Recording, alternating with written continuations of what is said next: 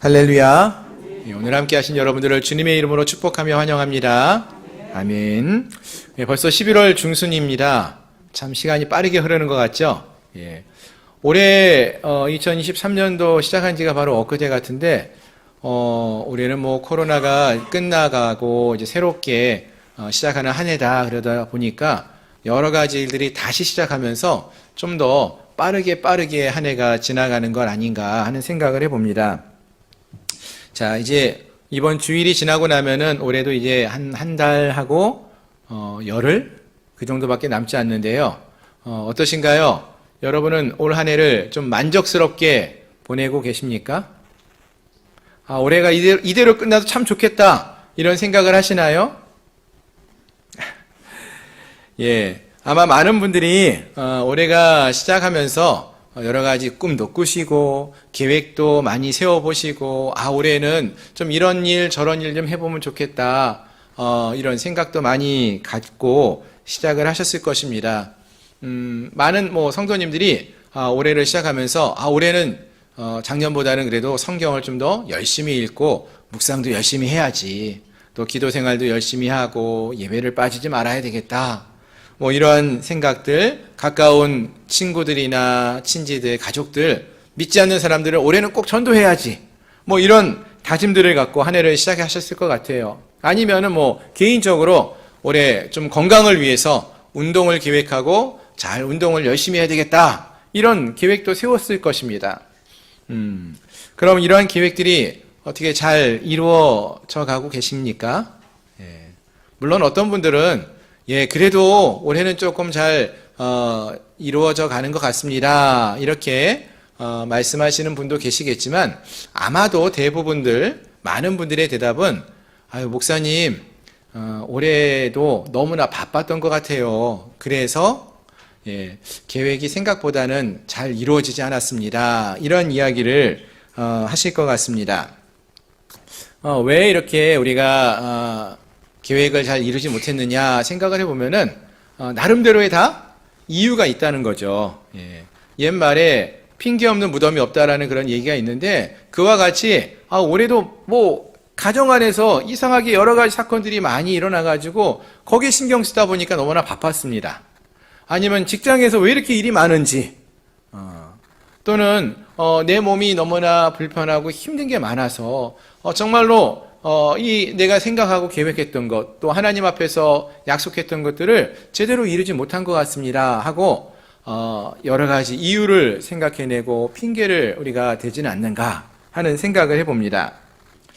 어떠신가요? 여러분들도 혹시 그러한 삶을 살고 계시지는 않습니까?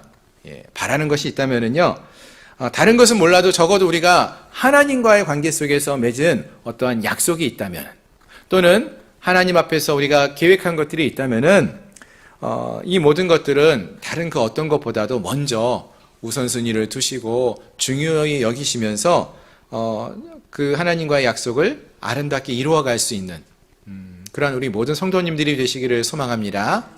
아멘. 왜냐하면은요, 사실 우리가 바쁘고 여러 가지 이유가 있어도 내가 정말로 원하는 거, 내가 정말로 좋아하는 거는요, 놓치지 않고 다 합니다. 우리가 하나님을 정말로 사랑하고 정말로 중요하게 여긴다면은 우리가 다른 건 몰라도 하나님과의 약속을 이루어 나가는 것을 우선적으로 실행할 수 있을 것이에요. 그래서 바라는 것은 저희 성도님들 모두가 이 올 한 해가 다가기 전에 남은 이 한 달하고 열흘 정도의 이 시간 동안이라도 정말로 하나님을 더 많이 생각하시고 하나님 앞에서 우리가 계획하고 약속했던 모든 것들을 잘 이루어 나갈 수 있는 그러한 은혜가 우리 모두에게 있기를 소망합니다. 아멘. 자, 이제 오늘 본문의 말씀을 함께 보겠습니다. 오늘 본문의 말씀은 지난주에 이어서 욥기의 말씀을 함께 살펴보려고 합니다. 지난주에는 사실 욥기 3장을 먼저 살펴봤죠. 그리고 오늘은 다시 앞으로 돌아와서 욥기 1장에 나오는 말씀을 좀 살펴보려고 하는데요. 이 욥기 1장에서는 욥이 처음 등장을 합니다. 그래서 욥이 어떠한 사람인지, 어떠한 인물인지를 쭉 설명해주고 있었는데요. 먼저 1절을 보시니까 이렇게 말을 합니다. 우스 땅에 욥이라 불리는 사람이 있었는데 그 사람은 온전하고 정직하여 하나님을 경외하며 악에서 떠난 자더라 라고 했습니다. 아멘. 예. 자, 여기서 먼저 우스 땅은 어느 곳을 의미하느냐? 일단은 가나안 땅, 이 이스라엘 땅 안에 있는 땅은 아니에요.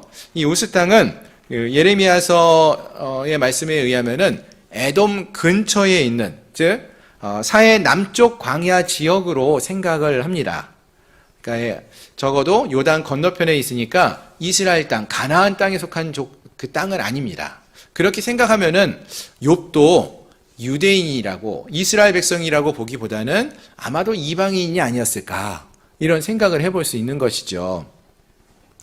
자, 그런데 이 가나안 땅 밖에 살고 있는 욥이 온전하고 하나님 앞에서 정직하여서 하나님을 경외하고 악에서 떠난 자였다라고 말해주고 있는 것입니다.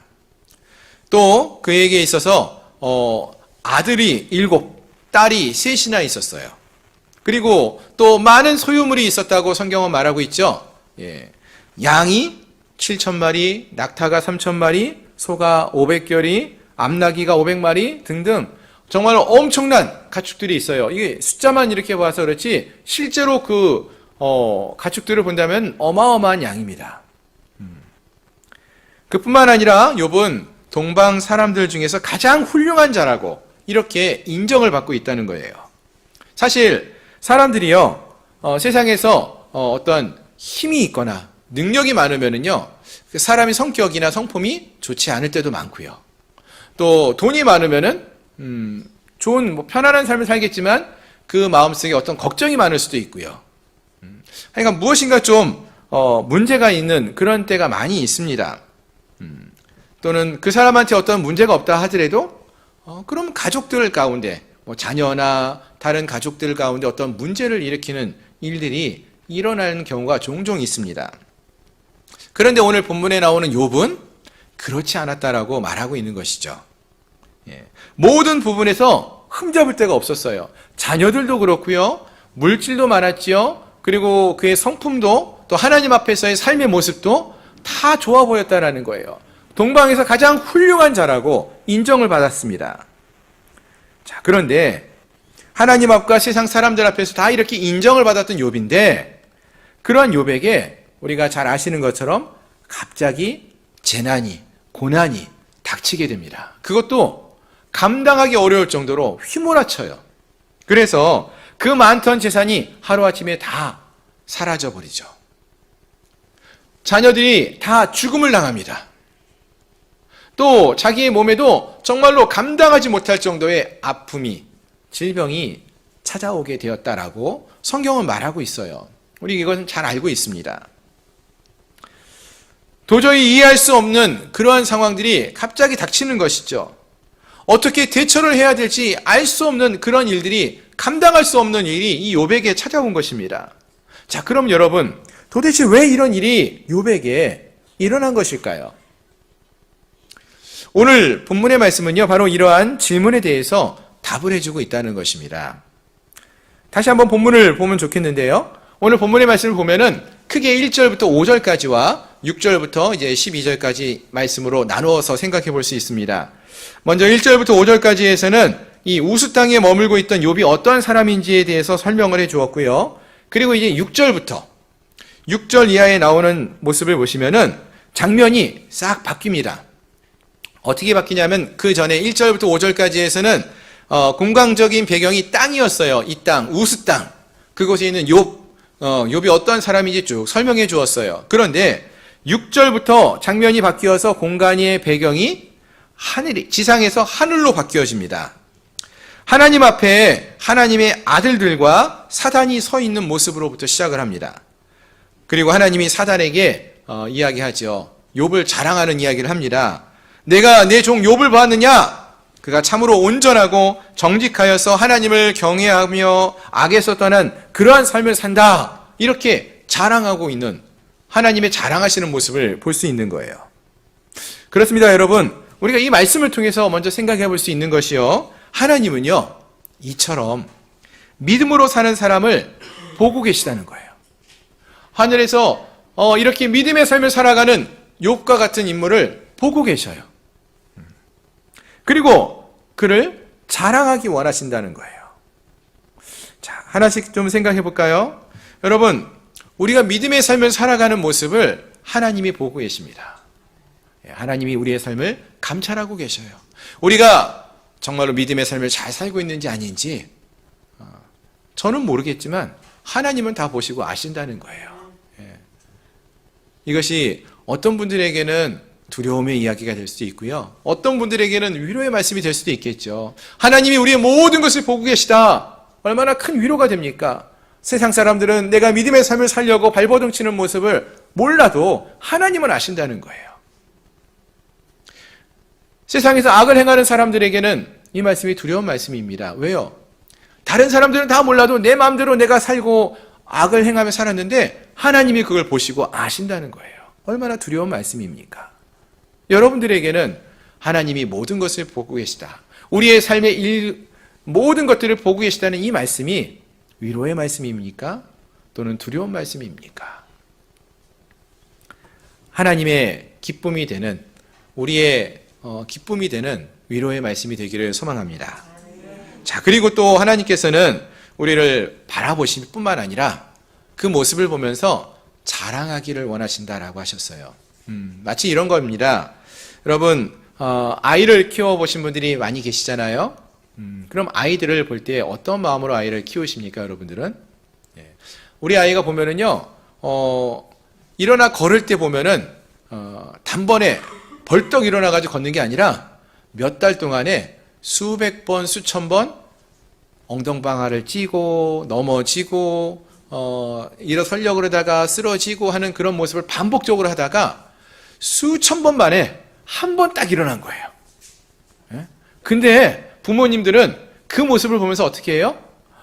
와, 우리 아이가 일어섰다라고 너무나 기뻐해요. 너무나 기뻐할 뿐만 아니라 그 기쁨을 만나는 사람들마다 다 가서 알려요. 다른 사람들이 뭐라 그럴까요? 아니, 그거 다 일어서는 거에 정상인데 시간이 되면 다 일어서, 이렇게 알지만 그 부모의 마음은 그렇지 않다는 거죠. 작은 행동 하나를 보면서 기뻐하는 것이 부모라는 거예요. 하나님이 우리를 보실 때도 그러한 것 같습니다. 우리가 부족한 점이 많고 연약한 것이 많지만 수백 번, 수천 번 실수하고 넘어지고 쓰러져도 한 번 하나님 앞에 나와서 믿음의 모습을 보일 때 그 모습을 보시면서 기뻐하신다는 거예요. 그리고 그 모습을 자랑하기를 원하신다는 거죠. 하나님께서는 오늘 욥의 모습을 보면서 자랑하고 계십니다. 마찬가지입니다. 오늘 함께한 우리 사랑하는 양문교회 성도님들의 믿음의 삶의 모습이 우리 주님께 기쁨의 삶이 되고, 또 우리 주님을 기쁘게 할 뿐만 아니라 우리 주님이, 하나님께서 우리의 모습을 보면서 자랑하고 싶어하는 그러한 믿음의 삶을 살아가는 저희 모두가 될 수 있기를 소망합니다. 아멘. 자, 이처럼 하나님께서 욥을 보시면서 믿음으로 살아가는 이 욥의 이야기를, 삶을 보면서 잘 보시고 그 모습을 사단에게 이렇게 자랑을 하셨어요. 자, 그러자 하나님이 욥을 이렇게 자랑하자 이번에는 사단이 하나님께 대답을 합니다. 뭐라고 대답하는가 보니까 9절 이하에 나오는 말씀인데요. 9절 말씀입니다. 사단이 여호와께 대답하여 이르되 욥이 어찌 까닭 없이 하나님을 경외하리이까? 주께서 그와 그의 집과 그의 모든 소유물을 울타리로 두르심이 때문이 아니니까.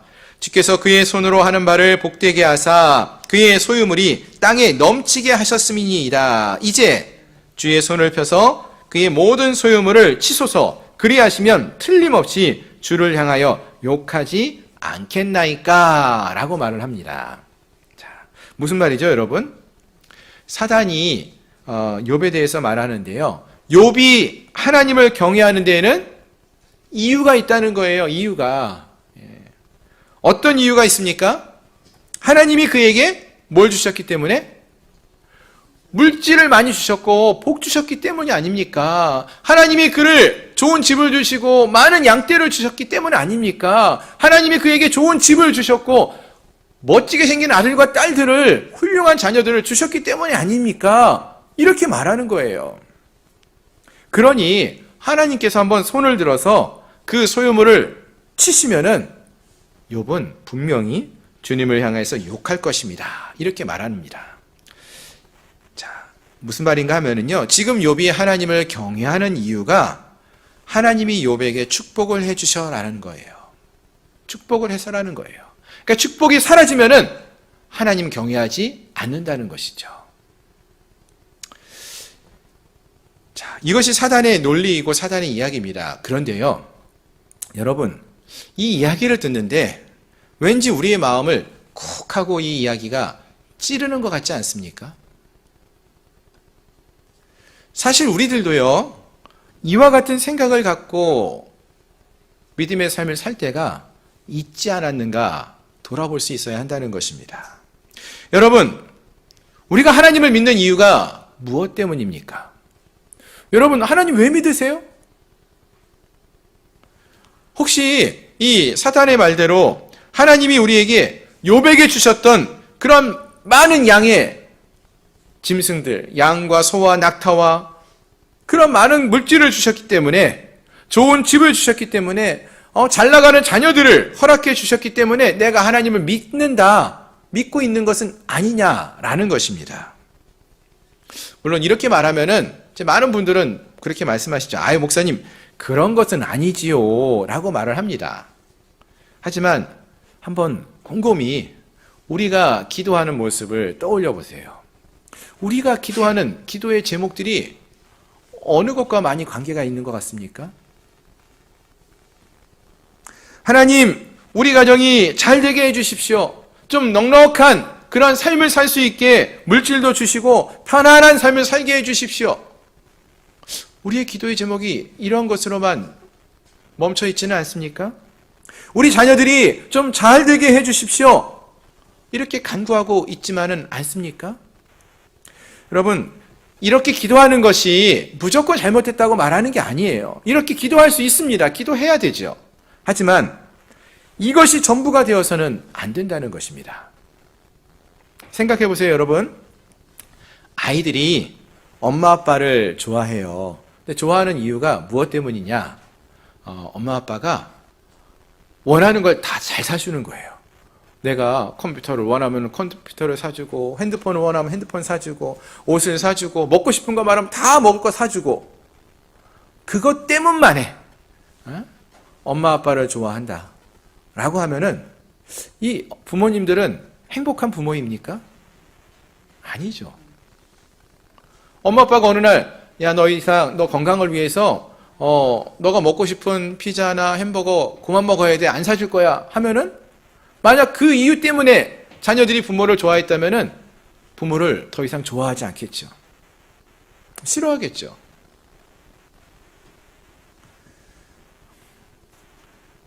이러한 이유 때문에, 무엇을 사주었기 때문에 아이들이 부모님을, 엄마와 아빠를 좋아한다면은 그것은 부모의 마음을 기쁘게 할 수가 없을 것입니다. 그게 아니라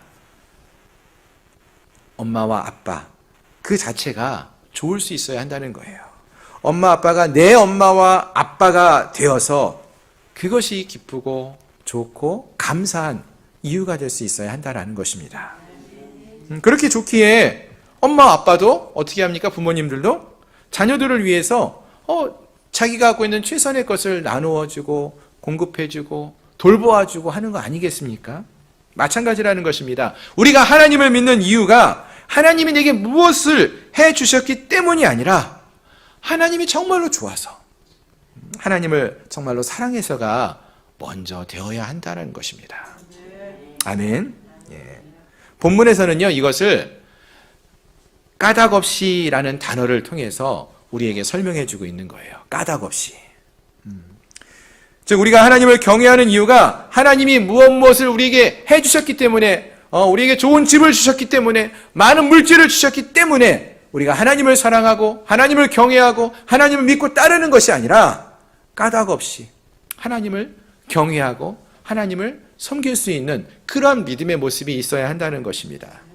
만약 우리가 하나님이 해주신 그러한 것들 때문에, 즉 어떤 까닭으로 하나님을 믿고 섬긴다면은 욥과 같이 우리의 삶 속에 물질이 없어지는 고난이 주어지거나, 어떠한 환란이 닥치게 되면은 그때는 우리가 어떻게 될까요?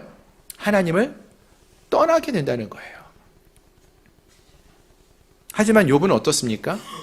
욥은 이런 까닭 때문에 하나님을 믿고 경외한 것이 아니었어요. 어떻게 할 수 있어요?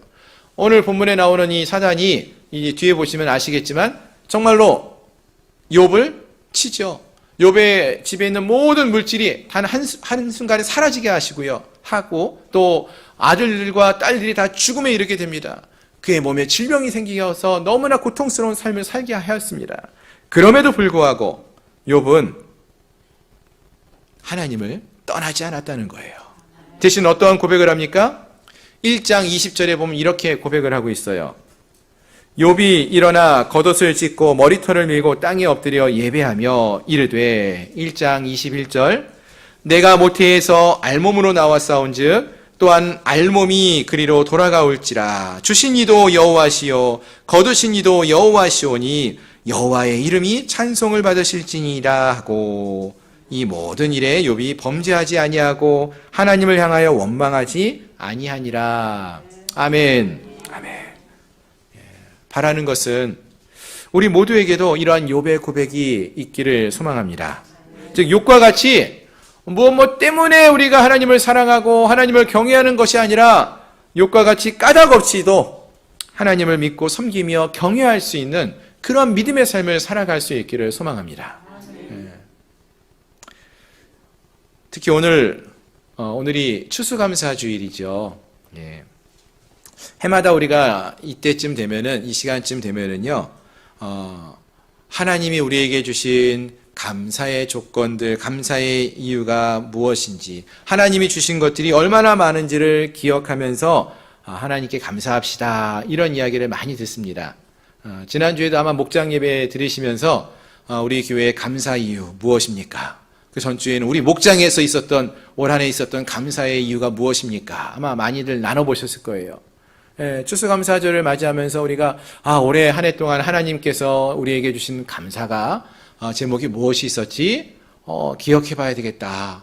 이렇게 우리가 많이 이야기를 하고 있습니다.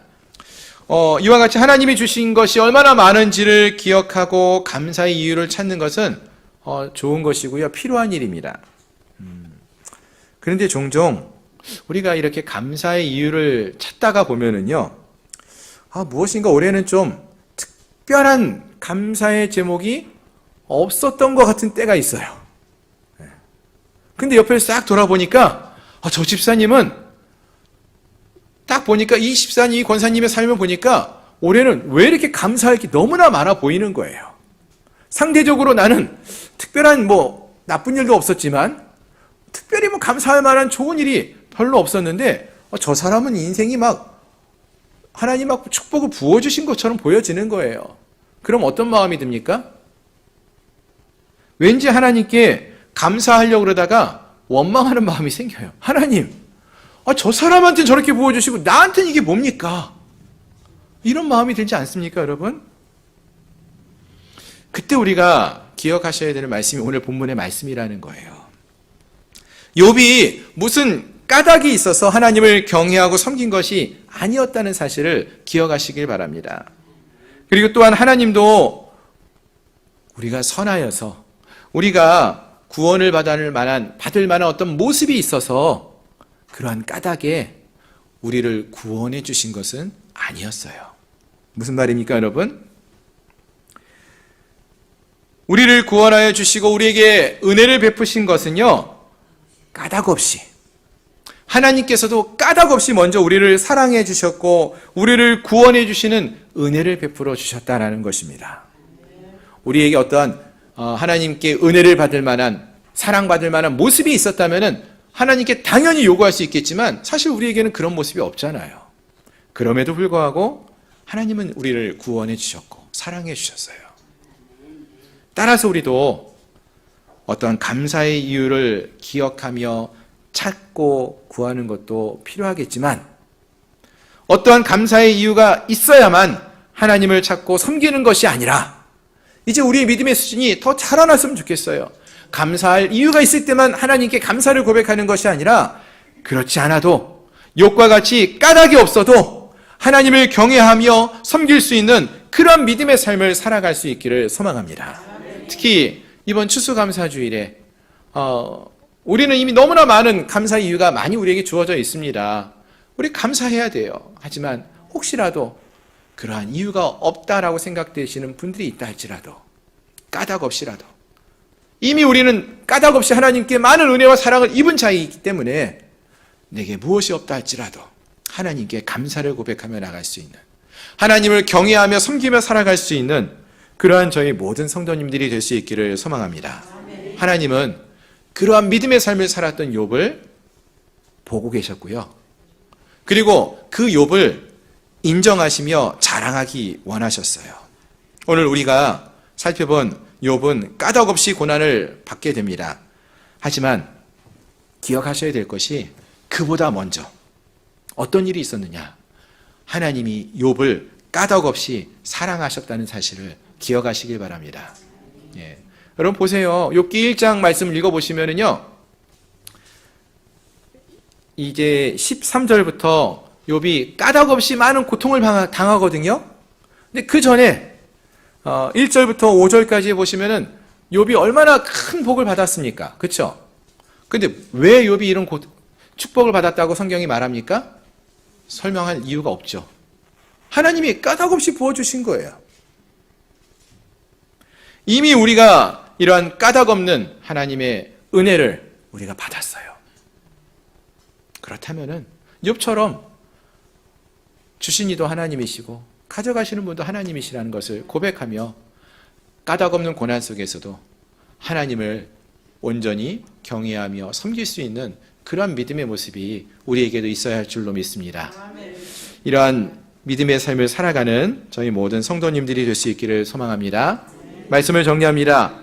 욥은 앞에서 말씀드린 것처럼 하나님이 욥에게 많은 것을 주셨기 때문에 감사하거나 또는 이러한 절망 속에서 구원하여 주시면은 하나님께 감사의 찬양을 올려드리겠습니다. 이렇게 말하는 것이 아니라 욥은 이해할 수 없는 고난을 경험하면서도 그럼에도 불구하고 하나님을 원망하지 않고 하나님께 감사의 찬송을 올려드리는 그런 믿음의 삶을 살았습니다. 특히 고난 속에서 욥은 아무 것이 없어도 오직 하나님 한 분만으로도 인하여서 기뻐하며 하나님께 감사의 찬양을 올려드리는 모습을 볼 수 있습니다. 하나님께서 그가 원했던 무엇을 해주지 않았어도 하나님께 예배했고 하나님을 찬양했다는 것입니다. 고난에 대해서 왜 이런 고난이 주어지는지 어떤 이유가 답이 주어지지 않았어도 하나님을 예배하고 하나님을 찬양하였다는 것입니다. 아까 살펴보셨지만 욥기 1장 21절 22절 말씀을 보시면은 욥의 믿음의 고백을 볼 수 있는데요. 우리 함께 같이 한번 읽어봤으면 좋겠습니다. 욥기 1장 21절 22절 함께 읽겠습니다. 시작. 이르되 내가 모태에서 알몸으로 나왔사온즉 또한 알몸이 그리로 돌아가올지라. 주신 이도 여호와시오 거두신 이도 여호와시오니 여호와의 이름이 찬송을 받으실지니이다 하고 이 모든 일에 욥이 범죄하지 아니하고 하나님을 향하여 원망하지 아니하니라. 아멘. 사랑하는 성도 여러분, 내가 까닭 없이 여호와를 경외하겠느냐? 까닭 없이 여호와를 경외하겠느냐? 사단이 이런 말을 하죠. 거기에 대해서 우리는 나는 까닭 없이라도 여호와를 경외하겠다라고 답할 수 있는 그런 믿음의 삶을 살아가는 우리 모든 성도님들이 되시기를 소망합니다. 왜냐하면 우리는 이미 하나님으로부터 까닭 없는 사랑을 받은 자들입니다. 구원의 은혜를 입은 자들이에요. 오늘 이 자리에 함께한 우리 모두가 욥과 같이 믿음의 삶, 즉 모든 삶 속에서도 하나님께 감사의 찬양을 올려드릴 수 있는 그러한 믿음의 삶을 살아가는 저희 모든 성도님들이 될 수 있기를 주님의 이름으로 축원합니다. 기도하겠습니다.